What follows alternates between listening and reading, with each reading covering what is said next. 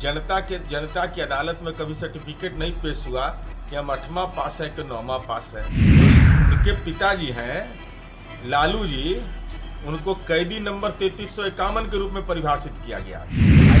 इनके पिताजी को, इनके परिवार को बहुत लगाव रहा है झारखंड से। अब हम लोग महादेव का पूजा करते थे, देवघर कोषागार से निकासी में जेल में चले गए। उनके पिता ने निर्देशित किया होगा कि बेटा जाओ वहां के मुख्यमंत्री से मिलो, हो सकता है कि फिर हमको जाना पड़े, लेकिन व्यवस्था ठीक ठाक रखना है। यादें बताइए कि देश का ऐसा कौन राज्य, एकमात्र राज्य बिहार है जहां बिहार के 38 जिले में आप इंजीनियरिंग कॉलेज बंद कर दिए थे। मात्र 10 रुपया प्रति महीना पर बच्चों को हम पढ़ा रहे हैं। नमस्कार, न्यूज फॉर नेशन देख रहे हैं आप। मैं हूं आपके साथ रश्मि। जदयू एमएलसी नीरज कुमार ने एक बार फिर लालू परिवार पर जमकर हमला बोला है। आपको बताएं कि खगड़िया दौरे पर पहुंचे नीरज कुमार ने सीधे लालू प्रसाद यादव और साथ ही साथ उनके बेटे तेजस्वी यादव को आड़े हाथों लिया है। उनका कहना है कि जिस तरह से एक बार फिर से डोरंडा कोषागार मामले की शुरुआत हुई है, ये खबर सुनने को मिल रही है कि एक बार फिर से लालू प्रसाद यादव को जेल जाना पड़ सकता है। ऐसे में यही एक वजह है कि एक बार फिर से तेजस्वी यादव की तरफ से झारखंड में आरजेडी को लेकर जो है कवायद तेज हो गई है। उनका कहना है कि इससे पहले तो उन्हें झारखंड की याद नहीं आई, लेकिन अब जब उनके पिताजी फंसते हुए नजर आ रहे हैं तो उन्हें झारखंड की याद आई है। इसके साथ ही उन्होंने ये भी कहा कि ये 9वीं पास जो है तेजस्वी यादव, आखिर वो शिक्षा के बारे में क्या बताएगा। उन्होंने सीएम नीतीश कुमार का गुणगान भी किया और साथ ही साथ ये भी बताया कि 2005 में सत्ता में आने के बाद सीएम नीतीश कुमार की तरफ से क्या कुछ किया गया है, किस तरह से नीरज कुमार ने लालू परिवार पर हमला बोला है, सुनवाते हैं आप। जो विकास की पटकथा हमने लिखी है वह गांव आधारित विकास है। गांव को केंद्र बिंदु मानकर कि गांव का विकास ही स्मार्ट गांव बनाना, ये माननीय मुख्यमंत्री जी की परिकल्पना रही है और उसका एहसास खगड़िया के विभिन्न गांवों में भी है। पंचायती राज का चुनाव भी प्रस्तावित है, तो हम इसको दृष्टिगत जरूर करना चाहेंगे कि माननीय नीतीश कुमार जी ने अपने कार्यकाल में पंचायती राज में आरक्षण की सुविधा उपलब्ध कराकर नक्सल आंदोलन के सामाजिक आधार को ध्वस्त कर दिया और गांव में अमन चैन कायम हुआ। अरे 9वां 8वां पास का भी कोई सर्टिफिकेट अब तक नहीं मिला है। जनता की अदालत में कभी सर्टिफिकेट नहीं पेश हुआ कि हम 8वां पास है कि 9वां पास है। और माननीय मुख्यमंत्री नीतीश कुमार जी को देश और दुनिया ने विभिन्न पुरस्कारों से नवाजा है। जो उनके पिताजी हैं लालू जी, उनको कैदी नंबर 3351 के रूप में परिभाषित किया गया और माननीय नीतीश कुमार जी को यूएनओ ने ग्लोबल कॉन्फ्रेंस में क्लाइमेट लीडर कहा। अब तुलना समझ लीजिए, जो कोई 420 का आरोपी हो, पटियाला कोर्ट में दंडवत हो, वो आलोचना कर रहा है माननीय नीतीश कुमार जी, जिनको क्लाइमेट लीडर कहा गया। ये कोई साधारण सी बात नहीं है कि राज्य के मुख्यमंत्री को इस ढंग का पुरस्कार से नवाजा जाए। देश और दुनिया के बहुतेरे पुरस्कार हैं। तो हमारी जो परिकल्पना है उस गाँव के विकास का, और हम अपना काम करते रहते हैं। अब कुछ लोग को लगता है मन उनमें बेचैनी रहता है। एगो विपक्ष के नेता यहाँ बिहार में है, वो ट्विटर बबुआ है। ट्वीट करना, फेसबुक लाइव करना, प्रेस कॉन्फ्रेंस करना एजेंडा इनका रहता है बस। और उसके बाद चल पड़े। मैंने 2 दिन 4 दिन रहे बिहार में, और उसके बाद अब हम तो नहीं बोलते हैं भाई, उन्हीं का भाई बोलता है कि कहाँ कहाँ जाते हैं, कौन कौन लेके जाता है। नगर पंचायत अगर है तो वहाँ पर पार्टी को अभियान चलाना है कि स्टूडेंट क्रेडिट कार्ड, कुछ लोग संपत्ति क्रेडिट कार्ड चलाते थे, हम स्टूडेंट क्रेडिट कार्ड चलाते हैं। तो उसका ब्यौरा लेकर के उनके परिजनों को और उन बच्चों को सम्मानित करना कि माननीय मुख्यमंत्री नीतीश कुमार जी ने कोई बैंक में मॉर्गेज नहीं, किसी को जेवर माँ बहन को रखने की जरूरत नहीं है, जमीन बेचने की जरूरत नहीं है। सरकार ने स्टूडेंट क्रेडिट कार्ड दिया है। उस योजना का जिनको लाभ मिल रहा है उनके परिजन के पास जाकर हमारी पार्टी के कार्यकर्ता उनको सम्मानित करेंगे, और साथ ही साथ हमारी पार्टी के कार्यकर्ता उनको सम्मानित करेंगे, और साथ ही साथ माननीय नीतीश कुमार जी ने जो प्रयोग किया, देश में अद्भुत प्रयोग, ऐसा प्रयोग कहीं नहीं हुआ है कि महादलित समुदाय। हम पूछना चाहते हैं कि बिहार में तो सबको काम करने का मौका मिला है। ये हमारे आंकड़े नहीं हैं, ये आंकड़े हैं बिहार में, सबको लोग देख सकता है इसको। हम लोगों ने अब तक 28 जुलाई 2018 तक जब से स्टूडेंट क्रेडिट कार्ड की योजना लागू किया तो 1,18,000 छात्र छात्राओं को इससे लाभान्वित किया। हम तब पेट दर्द होगा तब माथा दर्द के दवा से ठीक होना है वो।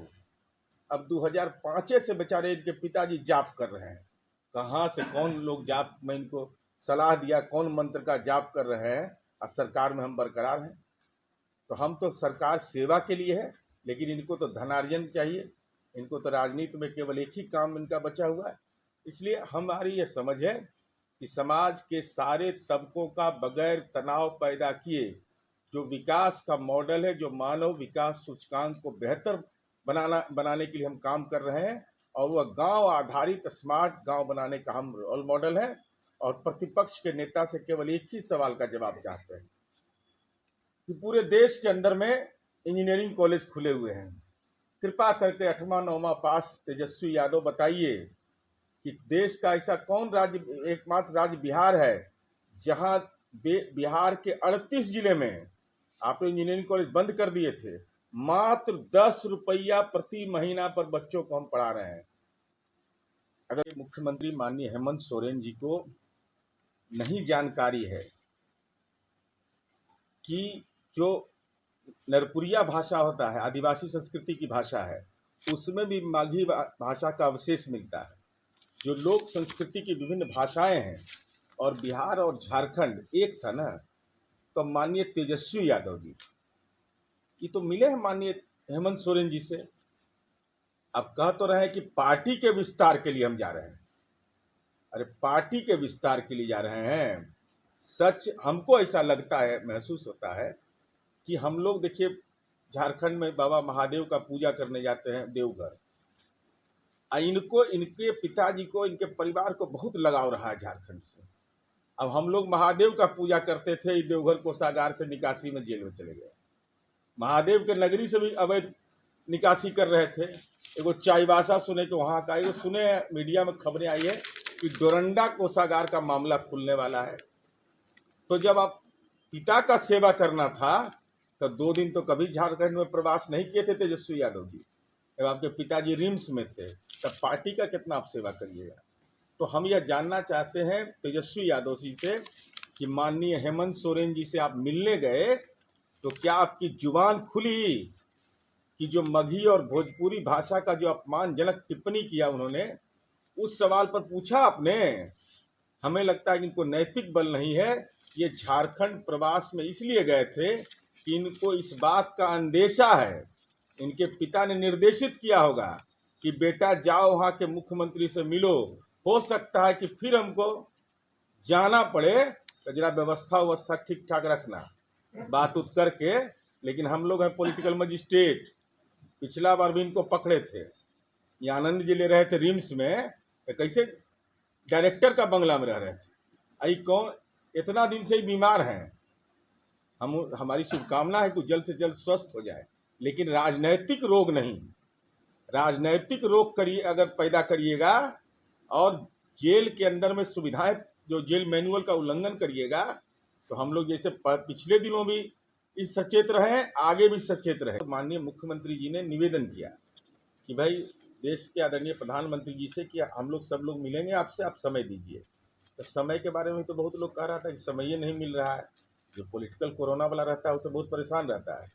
माननीय मुख्यमंत्री जी ने स्पष्ट कहा है कि केंद्र से, सरकार से जो भी सूचना प्राप्त होगी उसके बाद हम इस पर विचार करेंगे, लेकिन हमारी प्रतिबद्धता है।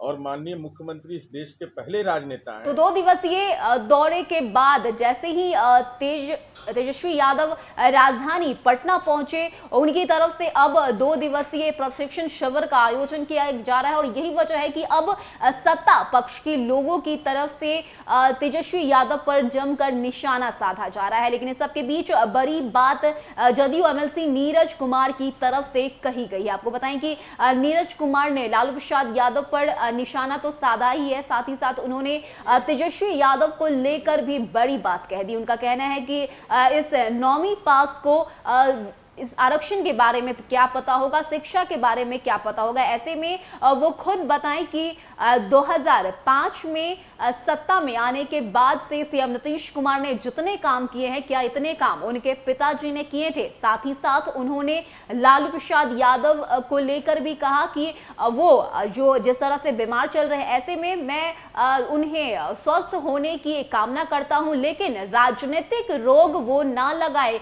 ये बात जो है नीरज कुमार की तरफ से कही गई। उनका कहना है कि अगर वो राजनीतिक रोग लगाएंगे तो उन्हें एक बार फिर से जो है फंसते हुए उन्हें देखा जाएगा। और यही वजह है कि बड़ा आरोप जो है और बड़ा हमला जो है इस वक्त जदयू में से नीरज कुमार की तरफ से किया गया, यानी कि लगातार लालू परिवार पर हमलावर होने वाले नीरज कुमार एक बार फिर से हल्ला बोल रहे हैं और साथ ही साथ उन्होंने लालू परिवार पर जोरदार हमला बोलते हुए तेजस्वी यादव को आड़े हाथों लिया है। फिलहाल इतना ही। ज्यादा अपडेट के लिए आप बने रहिए न्यूज़ फॉर नेशन के साथ। नमस्कार।